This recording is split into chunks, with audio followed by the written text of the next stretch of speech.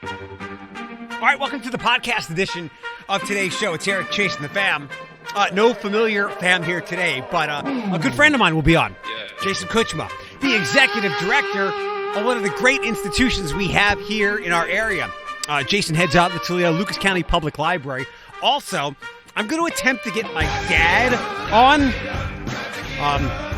My boss is encountering a problem with her son. I had that same problem as her son when I was a kid, and I want to see if my dad can offer some insight. And he loves telling the story about finding me in the closet, so we'll get to that. Last night, I was saying to a couple of friends as I was watching all the Gina Carano stuff happen, I said, I think Disney will give her another shot. Like, she said some really dumb things, and it's more that she threw them out into the ether, and that was the stupid part, because I can wrap my head around some of her logic, but not being smart enough to know that this is going to be a problem is what gets you fired. Again, I can grasp what she was getting at, but when you lack so much context that for the most part people aren't familiar with, you're done. But I thought Disney was going to give it another shot. I just recently read they kind of wanted her gone anyway, so she did them a favor. And if she was trying to get herself fired, well, one, where has her agent or management been all along as she's been tweeting these controversial things? Maybe they agree with her, but it's your job as an agent or manager to go, yo, you don't want to do that. They will fire you. You will lose your income. And I think she can recover from this. Lay low, come back and go, I realize I shouldn't have said what I said and how I said it. I apologize. And like, there's two things we love in America: burying people for what they do, and also second chances. I have a rule in life. Basically, she equated how Republicans get treated, or the political climate right now is akin to the Holocaust. No, it's not. Again, I have a rule. Don't make Nazi or Hitler analogies. I even trouble myself when I throw them out there. I have a little bit of latitude because I'm Jewish, but still, I try to be very delicate about it. Everybody else should just out and out avoid them. Unless you are a distinguished, revered historian who has studied it your entire life, or for most of it, you are an expert on it. Don't do what Gina Carano. Don't make a Nazi or Hitler analogy or comparison because, one, you're not clever enough and you'll make the mistake that she did. You're not educated enough and you're going to make a mistake. Find something else. There's something called Godwins Law that I've become familiar with over the years, and it's basically saying the longer an internet argument goes on, the more likely it is that someone will invoke Hitler and the Nazis. And then it's total and utter chaos. Find another comparison to make, because there is no comparison to the Holocaust. The context that she forgot to mention, and that many people overlook, because 6 million people died. They were gassed and herded away in trains, and there's been a lot of idiocy. I even felt more of my soul go away today because I commented on a WTOL story. Some dude said, how long before they start sewing yellow patches on? No, like this is nothing close to that at all. And again, something that people often overlook, and this context might have helped her case. I think she said something about how other Jews and children were beating their neighbor Jews. So Germany got like that because we kicked their ass in World War I. The country was like complete and utter rubble. And that's how the Nazis and Hitler rose to power. Who did they blame and scapegoat for the country being like that? Jews, as many other evil regimes throughout history have done. I know that we are up to our eyeballs and more. I know I do what I can so that we can fight for racial equality between blacks and whites. But anti-Semitism still lurks and can still flex quite a muscle. But for great parts of history, Jews have been a punching bag. The pyramids and the pharaohs, you know that story. How about the Spanish Inquisition? There are probably many, many others, because anti-Semitism has been powerful throughout history forever and ever, and we just can't seem to get rid of it. It never seems to bubble up like it does right now when it comes to racial equality for our black friends, but it's always there. And obviously, the despicable, disgraceful human atrocity of the Holocaust is the cherry on top of anti-Semitism. But yes, the Nazis and Hitler scapegoated the Jews for Germany being what it was, and they preyed on that, and that's how they rose to power. There was a guy I was going back and forth with today on my Facebook page. I thought I unfollowed him or unfriended him before, but he came back, and we have disparate views, and that's fine. But he talked about how we shouldn't just believe everything we're told or what we learn. Sure, you can't tell the whole story when we begin to learn this stuff when we're in fourth grade. There is something incumbent upon us to hopefully educate ourselves and find the right resources. And these days, that can be challenging. That's why you've got to do your homework. I remember listening to a podcast from someone I really like. His name is Sam Hinkie. A couple of years ago, and he referenced how he never throws an opinion out there until he's as educated as he can be. Granted, you never know everything, and you have to realize that, so you've got to be careful with your opinion. And this Jason guy brought up, free thinking. You need to have the balance between free thinking and critical thought.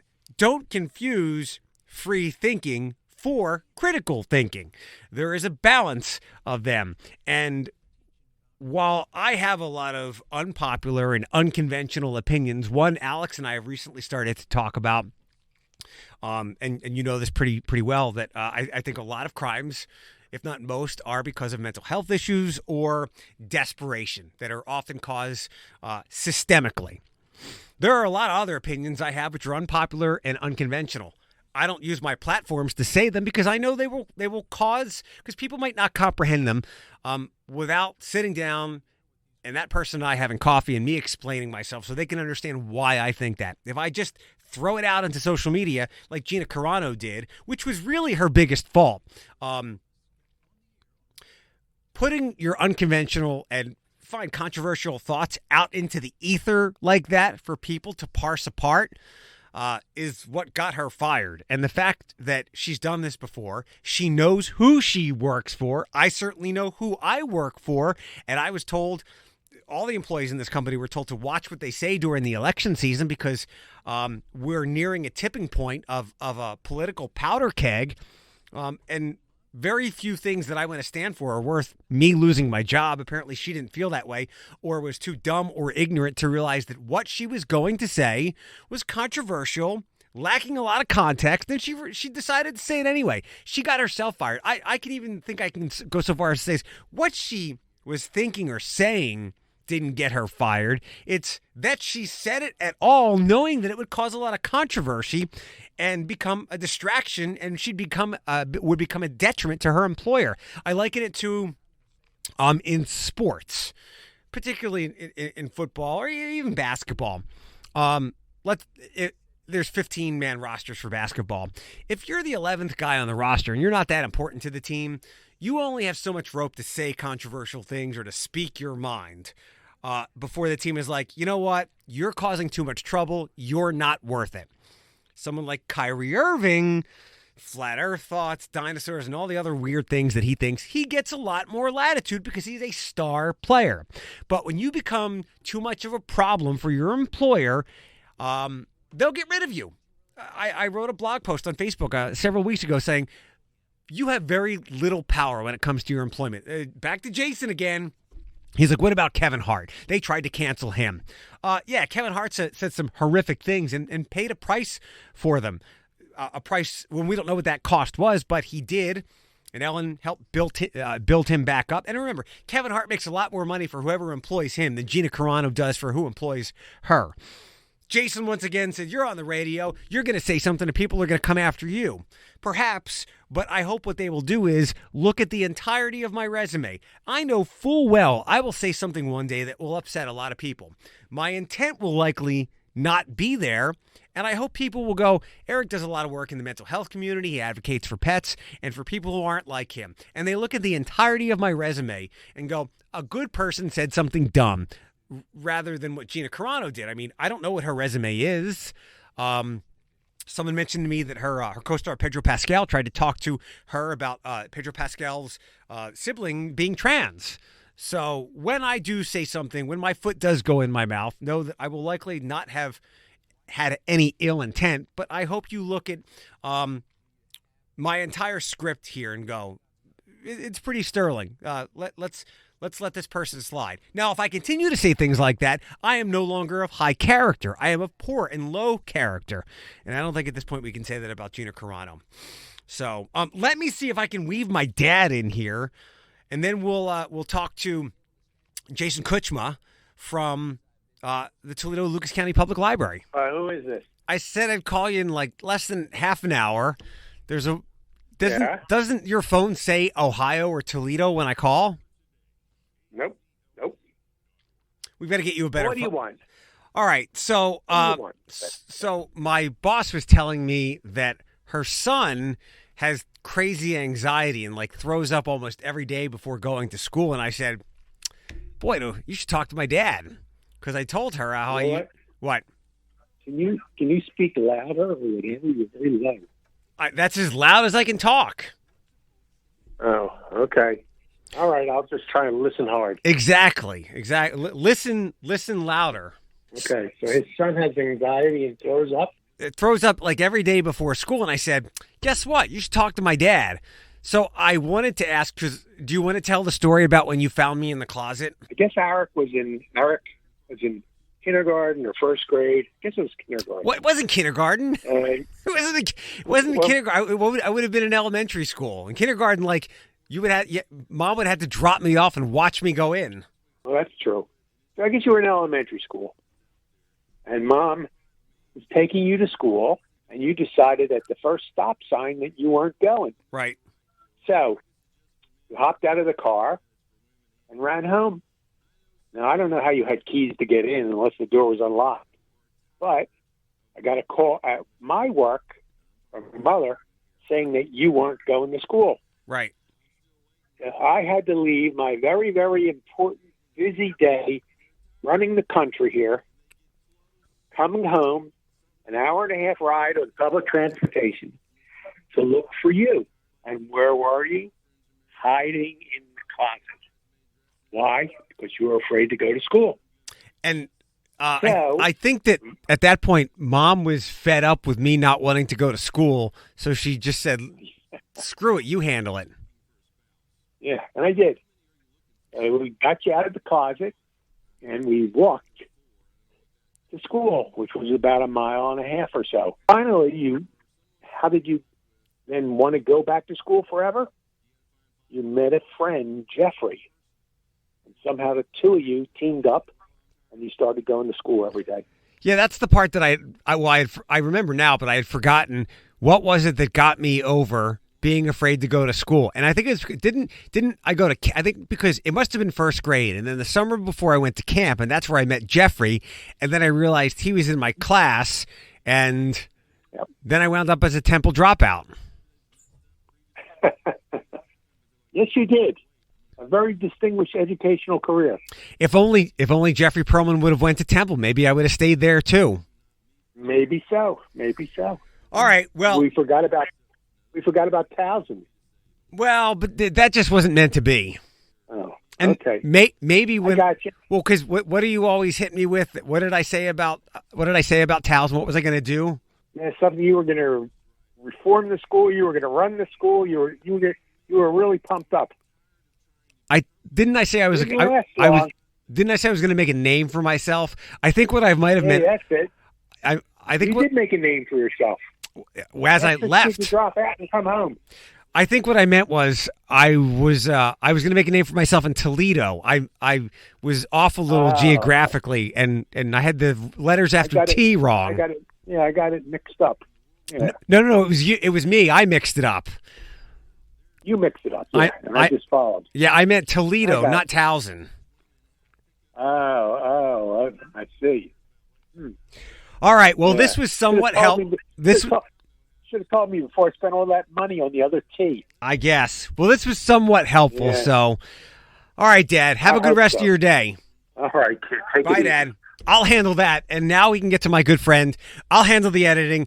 And now we can get to my good friend from the Toledo Lucas County Public Library, Jason Kucsma, to see what's going on with that great enterprise we have here in our area. Is it like coming into a room, not knowing if anybody's there? Hello? Is Hello? anyone there? Hello? Wow, you sound perfect. Sound good? Yeah, perfect. All right. That's excellent. We're up and rolling. It's no fun that Kelsey's not here, but maybe she just wants us to have our alone time. We need to have some time together. She respects that. Well, that's what makes she understands. She knows the room, so that's what makes her great at what she does. Did she tell you? I think I told her not to tell you. I figured I told her that I would tell you. Do you know that you're hard to interview? Why is that? Because you're so soft-spoken, and I appreciate the hell out of this. You're very stoic as well. So, I'm thoughtful. I try to be thoughtful. It's funny. I don't know. That can often be misinterpreted as me being aloof or otherwise unapproachable. But I like to listen, which doesn't make for a good interview, right? Well, you're just reflective, and I get all those things, so I get it. I was just now that I've thrown that your way. Are you? Way to set the tone. Are you thinking back to other interviews, going, maybe they thought I was aloof the whole time? Well, that's a good question. I've always had fun when I got to hang out with you all. So not us. I mean other people, because I know you. Like I know you now. Like I know you're just very chilled, laid back. But other people could be like, wow, that guy, he just doesn't have anything to say. He's bad interview. Now I got a reputation. That's No. Wow, boy, the neuroses is flying here today, isn't it? Oh yeah. It runs deep. How are you? How's the library? We're doing great. It's well. Let me ask you a second. Are we recording? What do we? Oh yeah, we're recording. This is you want whatever's. Do you want to do your official voice? Whatever's on the show is in the show. The library is great. We are wide open and serving the community now, and it's been nice. We had to scale back some services a little bit right around the Thanksgiving and Christmas holidays, just based on how those numbers are trending. And now we're wide open and inviting people back into the building so people can come browse at their leisure. Yeah, it's been some weeks for you guys. It's like once a week there's a big story with you guys. A couple of weeks ago, the extended hours, and then what really caught my eye last week was you can now borrow a telescope from the library. Yep, we're loaning telescopes, and hopefully we'll be able to bring some more of our making equipment back online soon. Our team has been really thoughtful throughout this whole pandemic about what we can and can't offer safely, and so I think we've struck a good balance where we're providing plenty of access for folks, especially computers. I mean, I think about folks right now who either are dealing with unemployment, people who need to register for the vaccine list, those sort of things that may not have internet access at home or the computer to do it.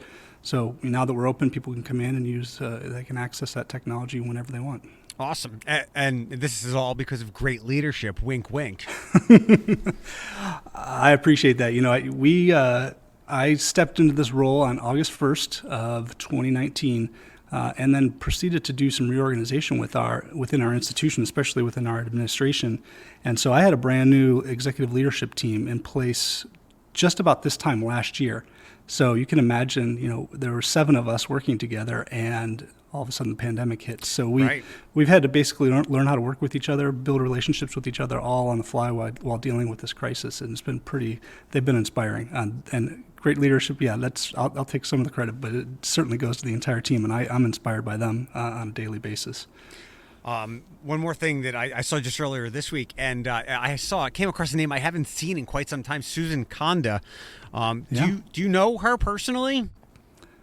I sure do. Susan is fantastic. She has been, we've been pretty close to the Conda family, and gotten to know them a little bit more in the last couple of years. And Susan just recently joined the board of directors for the Library Legacy Foundation, which is the nonprofit foundation attached to the library. So she recently joined that board of directors and brought this idea of, handing out hats and gloves to folks that might be in need of them. And we wanted to do it after the holidays. There's a lot of attention given towards folks in need right around the holidays, and winter doesn't stop after New Year's, right? So, as we've witnessed, and it was so perfectly timed. We hit that cold snap, and right around the same time that we had all these available for folks to come by and pick them up, and they've been going to the people that need them, which is fantastic. Yeah, I saw the story in the Blade either yesterday or the day before, and I came across Susan's name, and I met her a couple of years ago when I was working with something with ProMedica, and somebody whispered to me that, like, the Conda family is one of the great philanthropists of the area, so, like, let Susan be Susan. So, yeah, she was great to meet. The whole family has just been so supportive, and Susan's parents were really supportive to the library and the foundation during the renovation and the children's library, and so we are blessed to have them in our community, that's for sure. Let's go backwards a little bit, and let's get some updates, because it's been a minute. You're talking about when you came to leadership and some of the things that were happening. One of them was I forget which one was first, but the main branch was shut down and got reimagined. How is everything there at the moment? It's a little quieter than I would like it to be, as are most of our facilities, which is, we know that people are just slowly coming back online a little bit. And it was a little bit heartbreaking to be able, to open main library September 2019. And then just a few months earlier, we had opened the new Mott branch. And then, less than a year later, we've had to sort of shutter those facilities and the entire system for a little while.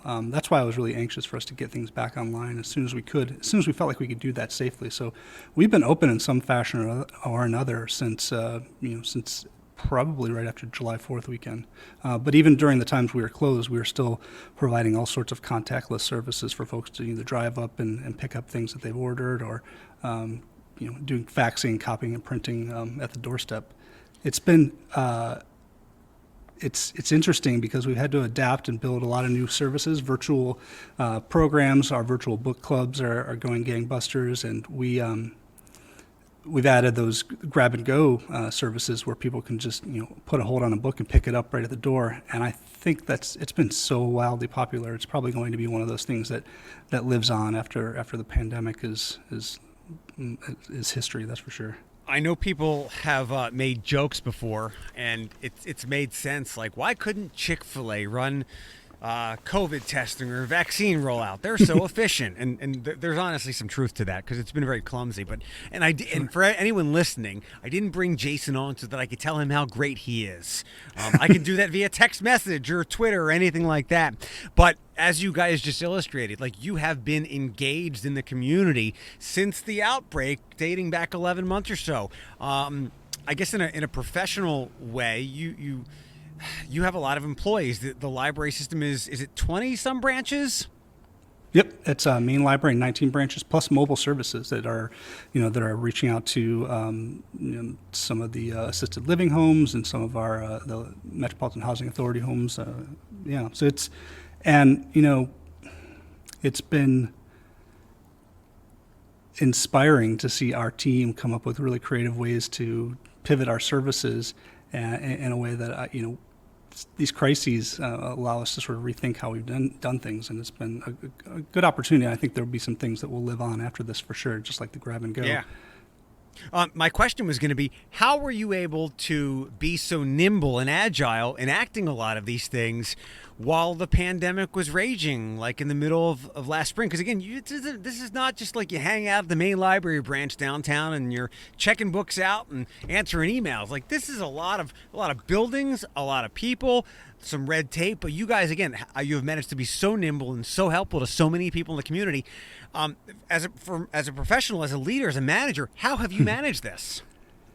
It goes back to that leadership team. I think, putting together the right group of people to helm the organization, realizing that, my predecessor, Clyde Schools, was synonymous with the library.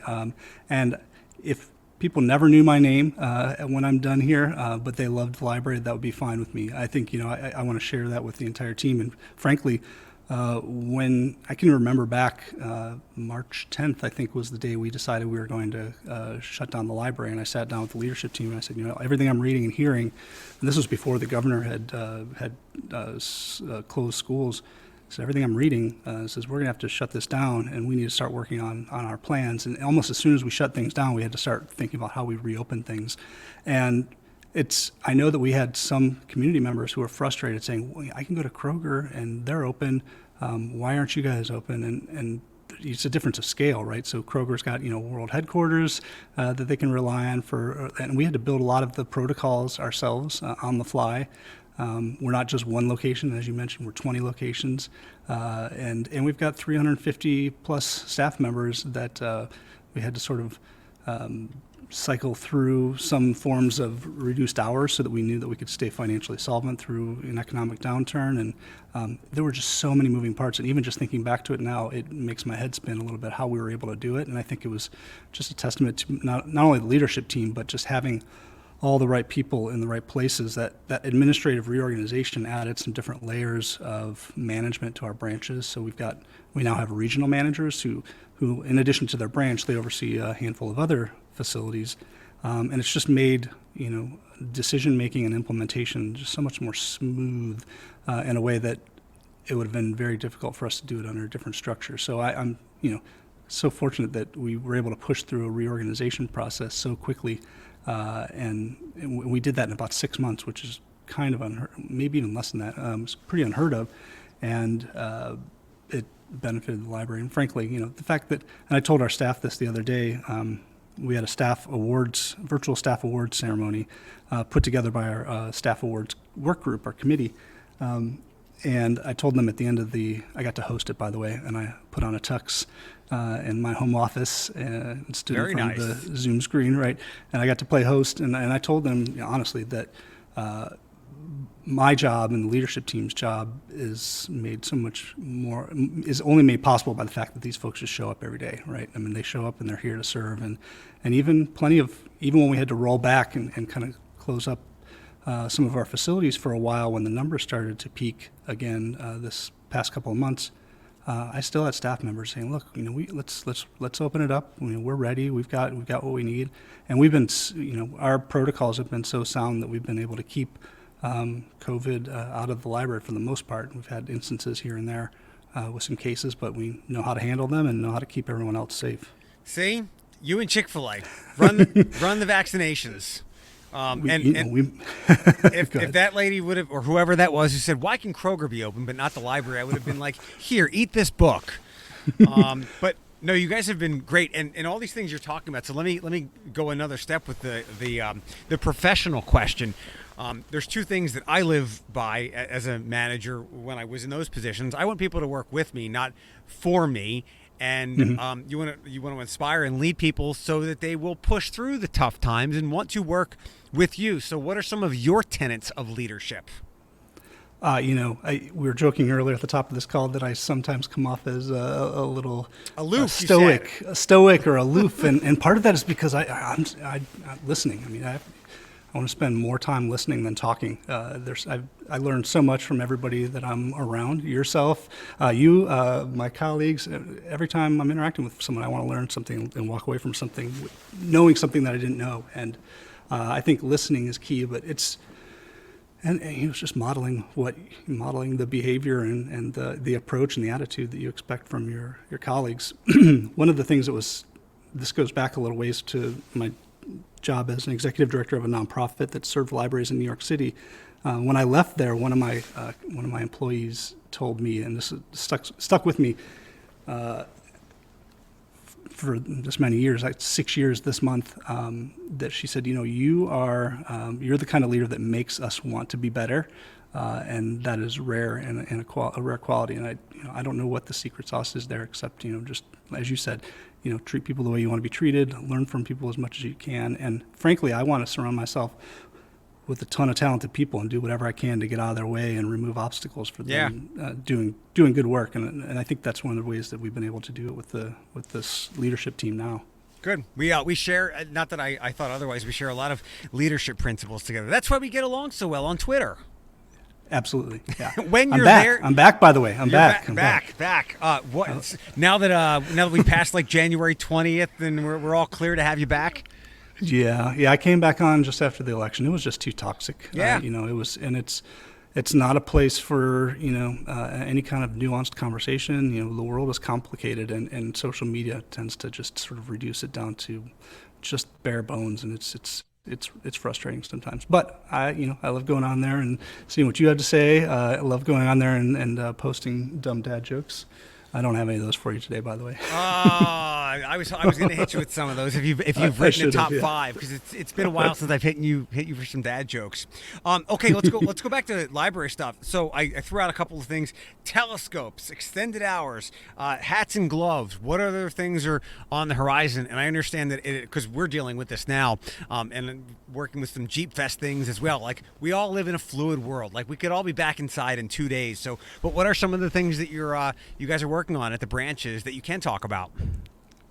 Yeah, it's a good question, because we were talking about this. I was discussing this with other Ohio library directors recently, that we're just trying to stay in this constant, keep your foot gently on the gas so we don't have to hit the brakes anytime soon. So we're just kind of trying to continue to keep moving things along. It is Black History Month, so we have a ton of programming going on around that, some book clubs, and we're still into the second month of the Winter Read, which folks can still sign up for if they want to at ToledoLibrary.org. The Winter Read is, obviously just like our summer reading, but you get a chance to earn some prizes or earn some chances to win some prizes, memberships to places like the Art Museum or the Zoo or the Metro Parks or Imagination Station, and a ton of other really great prizes. So the Winter Read is on.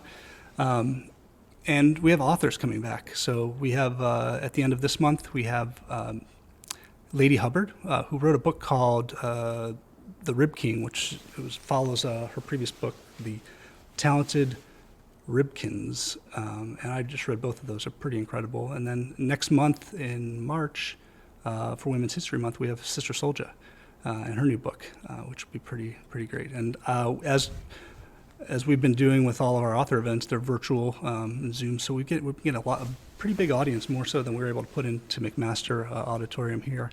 And I've had a chance to talk to some folks, to be the host, and meet some pretty amazing people. How has I would guess that you have an older clientele. I will always remember the story you told at the TED Talk a couple of years ago about the one woman who had a problem with the sign. So how have those people, and I include my dad in that as well. My dad has had to adapt to iPads and Hoopla, which I got him into. How has the older clientele that you service adapted to some of the technology and virtual things that you guys have done? It's been a blessing, right? Because I think anybody who's been experiencing this pandemic can attest to the fact that so many people have been forced to use technology that they would have shunned prior, or felt like that was too complicated for them prior. And so now you've got grandparents hopping on Zoom to see their grandkids. And honestly, we've seen a ton of uptake in the online book clubs and especially those author events too. We've been streaming them on Facebook as well, so you don't have to have. We have some. You can join the Zoom room if you you pay for a ticket and get a book, but also they're just free, and that's one of the things I really like. I want to figure out a way for us to continue to offer those author events free moving forward. But it's so it's just been remarkable that folks have had to learn these things, and now we're kind of we're seasoned pros at all these online tools. Except for the cat guy in the Judge video the other day. Yeah, my wife was saying that she was going to join her staff meeting the next day as a cat. And I'm sure plenty of people did that. It was pretty hilarious. I didn't think I needed to see that, right? So you saw the headlines. Oh, here's a lawyer who showed up as a cat with a cat filter, and I didn't think I needed to see it until I saw it, and then I was like, "This is ridiculous!" I couldn't stop laughing. And we're all so many months into this, and thankfully, well, not thankfully, I'm able to do a lot of like audio things like this. And when I have a Zoom, I'm laying on the couch with the dogs or whatever, and I usually keep my mouth shut during a lot of those anyway. But I know that I'm trying to be patient. That there are still some people who are like, "Where's the mute button? Why can't anybody hear me?" Like, I get it. Not everybody is quick on these things. My dad being one of them. Before I let you go, let me get an update from you, and I'll set the table here. There's a weird thing with all the great library apps, Hoopla being one of them. I use Libby as well. There's the Toledo Lucas County Public Library app. So it's kind of weird. Imagine if Spotify, if only like a certain amount of people could listen to a certain song at one time, which is ridiculous. Literally the whole planet could listen to Dua Lipa levitating at the same time, and everything would be fine. It doesn't work that way with library books. You guys only have a certain amount of books at a given time, and I know this is a big thing between libraries and publishers. Have we made any headway? Because it just doesn't fit with common sense that's how it works. It's a digital product. You're 100% right. It is completely counterintuitive that we can't all have access to the latest New York Times bestsellers at the same time, and a lot of that has to do with the publishers who are still, I think, trying to figure out how they work in the digital environment, which seems, talking about large, enormous institutions trying to pivot. It's been, a decade or more that they should have sort of figured this out by now. But we do have some different models, and I think Hoopla offers some, and we're about to beta test where more people can access the same title. Good. And it's just different. It's challenging pricing models too. I think a lot of folks don't realize that each of those digital titles, if we get, they cost $80 to $100 a piece sometimes, much more than the print does. And but also, I think one of the things too, I try to keep an eye out. This is sort of an insider tip. I always try to look for when I'm in say the Libby app, I'm looking for what's available now, and I'm also looking for those community reads where the publishers agreed to let an entire community access a title, and so at the same time for a community read along. And so I try to keep an eye out for those and jump on those titles. Excellent. But the Libby app is great. The Hoopla, is fantastic. Hoopla, for folks that haven't used it yet, it's like the library version of Netflix at home, and I believe it's been a while since I checked, but I think there was a Roku app for it as well that you might check out. And for the novices, that's all the content. It's not just books. It's music, video, especially now as we continue to stack up the streamers that we have to churn through. A lot of those things are available with your library card. And we just added, we shifted over a lot of, part of the frustrating thing about being in the library is that you have all these different platforms where people have to go necessarily to get some content. And so we used to have a platform that had our digital magazines, and those have been moved over to Overdrive now, so you can get access to those in Libby too. So all those magazines you see at the grocery store that you would pick up, you can get those at on the Libby app. Awesome.